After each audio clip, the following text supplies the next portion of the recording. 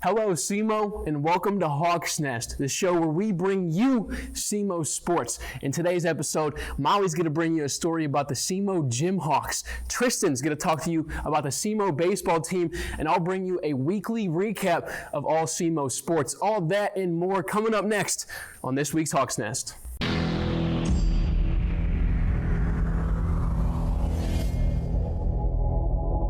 Let's start it off on the Gymhawks mat. I'm going to let Molly take it away. Molly, tell us what we got this week. Thanks, Kyler. SEMO Gymnastics absolutely crushed it at the 2026 Midwest Independent Conference in Normal, Illinois on March 20th when the Gymhawks secured their first MIC title in 11 years. Go to southeastarrow.com if you want a longer rundown of the scores from Carter Clark's story. The Gymhawks, or Team 50, as people have been calling them because they are the Gymhawks' 50th team, earned their last MIC championship title in 2014. This year, they won thanks to an overall stellar team and a few rock stars that I want to highlight. First off, this was the first MIC title for head coach Ashley Lawson in the 8 years she's been coaching at SEMO, and she was also named MIC Coach of the Year the night before the competition at the championship banquet, so it was a great weekend for Coach Lawson. Next up, senior Taylor Ingle, who I've been talking about all semester, was named MIC Co-Athlete of the Year, and she earned her season-high score of 39.275 in all-around, and it marked her 27th straight all-around competition. She also earned her season high of 9.875 on vault and scored 9.800 on bars, beam, and floor. I also want to mention a couple of other Gymhawks who stood out that day. Senior Kaylin Hamilton earned her season high of 9.800 on vault, beating her previous record of 9.750. Sophomore Joseline Hernandez also earned 9.800, making vault the Gymhawks' highest scoring event of the competition. Next, the Gymhawks will compete in the WCGINC, also known as Nationals, in Westchester, Pennsylvania, from March 27th to 29th, which should fall right around when this episode airs, so check back next week for an update from me.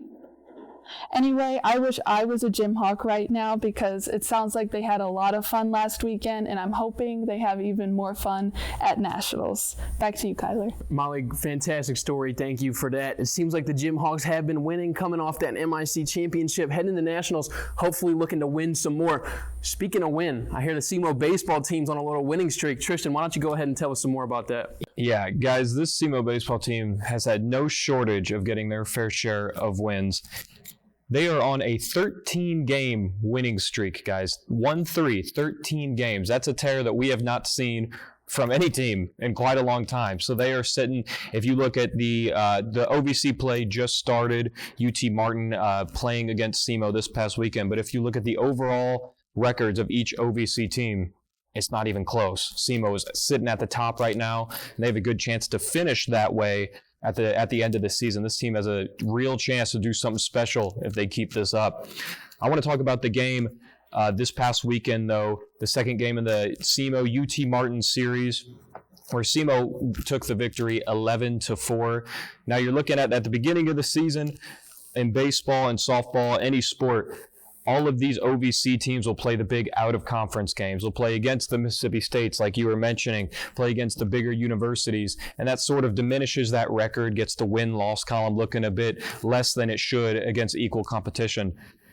SEMO is proven right now that out-of-conference schedule is proven to be huge because of that higher competition that they've played. They're still knocking off teams like Missouri State, like bigger teams like that, and then they come in and play the OVC competition, and they are tearing it up. It was Fill the Hill Day at SEMO, lots of SEMO fans coming out for the start of the OVC season, and the bats were rattling as well as the fans. They scored 5 runs in the bottom of the first taken a huge lead, and that's what SEMO likes to do. Get on top of you early, diminish your spirit so that you have no chance to come back. Junior third baseman Joe Terranova started the inning, scoring with an RBI walk before junior first baseman Dakota Jogerst followed with a 2-run double. Senior shortstop Andrew Ramirez added another run with a ground out, and then a pickoff sequence, a little pickle back and forth with a runner, allowed SEMO to get up early, 5-0. The offensive Avalanche did not stop there, though, in the first inning. They're not just going to jump on you and then let you stay in the game and try to fight your way back. They're going to keep playing like it's 0-0, like they got nothing to lose. So in the second inning, senior left fielder Dmitry Shikotko launched a 2-run home run to left center, pushing the lead to 7-0. That's his first home run of the year, and he's batting .362 right now in the 4th spot, guys. So an excellent senior season for him so far. Now, guys, the offense is important, but let's not forget about the pitching and the defensive side and how much of an impact that makes. That's what SEMO had this game. In the first 5 innings, junior pitcher Andrew Carroll kept UT Martin to 0 runs through 5 innings, striking out 5 batters on 76 pitches.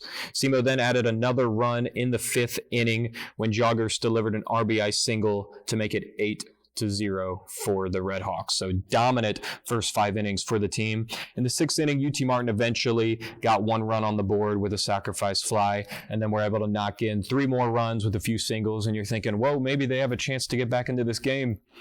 Just like they have all season, just like they did at the beginning of the game, SEMO answers the bell and scores in another 3 runs of their own, 3 singles to get the bases loaded, and then some RBIs. There was a hit by a pitch. There was a ball behind the plate, catcher error. So lots of errors from UT Martin to send SEMO up 11-4. And at that point, guys, the game was over. It was the bottom of the ninth, or the top of the 9th. UT Martin had not a lot of fight left in them, not a lot of gas left in the tank. So SEMO was able to take an 11-4 victory, extending their win streak to now 13 games. The win went on. The win was given to the ace pitcher Carroll, who improved his record to 4-1 on the season. He has a ERA, earned run average right now, of about 4.66, which statistically, just on paper, isn't the best. You'd like for it to be lower than that, but what he is doing is getting you W's in the win column with a 4-1 record. So he's having a great season so far. SEMO will head to Western Illinois this weekend to face the Leathernecks in a 3-game series. Leathernecks right now sitting at 6-18 overall, so SEMO a real shot to extend their win streak to 16 wins. Something we haven't seen in a very long time, guys. Wow, Tryston, I got to take a deep breath after that story. SEMO baseball looking to continue their 13-game winning streak. You got winning on the field. You got SEMO Gymhawks winning on the mat.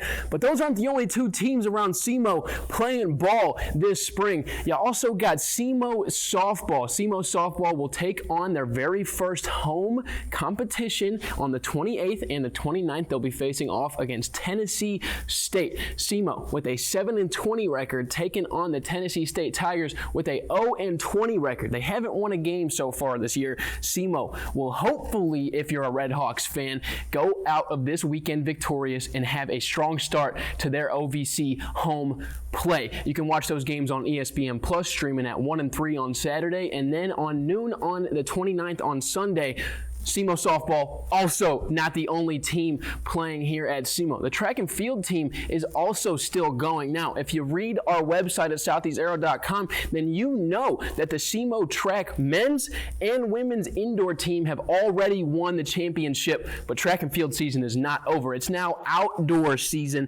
So the outdoor track and field team are heading to Starkville, Mississippi this week. They will have a bulldog relay competition to compete, and they'll be playing teams like Mississippi State. So SEMO, on paper, the underdog, but the track and field team, man, can they run. They're going to be out there trying their hardest, so make sure you stay tuned for those scores. Also, the SEMO tennis team still competing. While they are 6-12 coming into this weekend's match against Southern Indiana, it doesn't mean that they are not a good tennis team. That record comes from those out-of-conference games that Tryston talks about earlier in the episode. They play out-of-conference games before they play in-conference games. SEMO, a very good tennis team, will take on an in-conference conference opponent, Southern Indiana, this weekend on the 28th, Saturday at 2 p.m. at home at the Red Hawks facility. So make sure you go pop out. You got the SEMO baseball team, 13 straight wins, looking to continue their streak. They play on Friday, Saturday, and Sunday this weekend. You got the Gymhawks fresh off an MIC championship,